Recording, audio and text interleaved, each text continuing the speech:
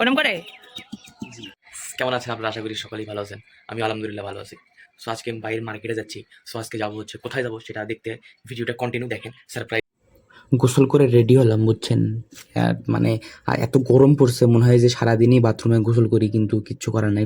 সবসময় তো মানে এটা তো পসিবল না, হিসাবটা বোঝেন নাই।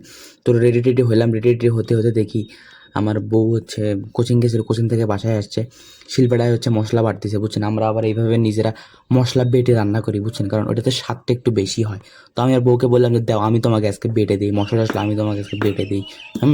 আমাদের এলাকায় এটাকে বলে হচ্ছে হুমাল লাঠি বলে। তো আপনাদের একবারেই তো এলাকায় কী দিতে বলে হবে। অবশ্যই আমাকে কমেন্টে জানাবেন।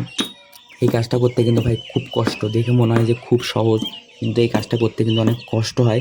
যারা করে, মেয়ে মানুষরা যারা করে তারা বোঝে হিসাবটা বুঝছেন।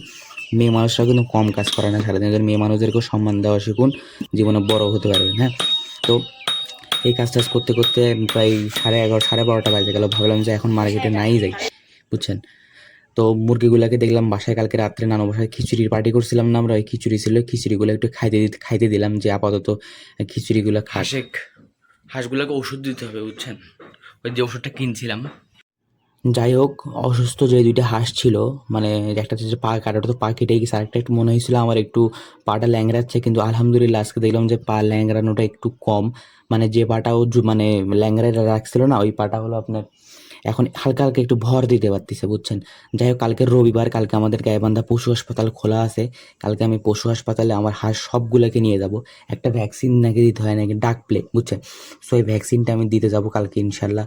আর কালকে আমি ভিডিওটা দিব আপনাদেরকে, পশু হাসপাতালে যে আমি হাঁস আর মুরগিগুলোকে নিয়ে যাব, ভিডিও দিব। হ্যাঁ, তো আমার আব্বু দেখি সকালবেলা মাছ নিয়ে এসেছিলো, বাটা মাছ বলে এগুলোকে। তো আমার বউ সুন্দর করে বাটা মাছগুলো কাটতেছিল। এগুলো দুপুরবেলা রান্না হবে, এগুলো খেয়ে আজকে মার্কেটে যাব। আর কোথায় যাব না যাব নেক্সট ভিডিওতে আমি আপনাদেরকে দিব। ওই ভিডিওটা মেবি রাত্রিবেলা পাঠাবো বুঝছেন। আর আমার এই ফেসবুক পেজ আর ইউটিউব চ্যানেলটা অবশ্যই ফলো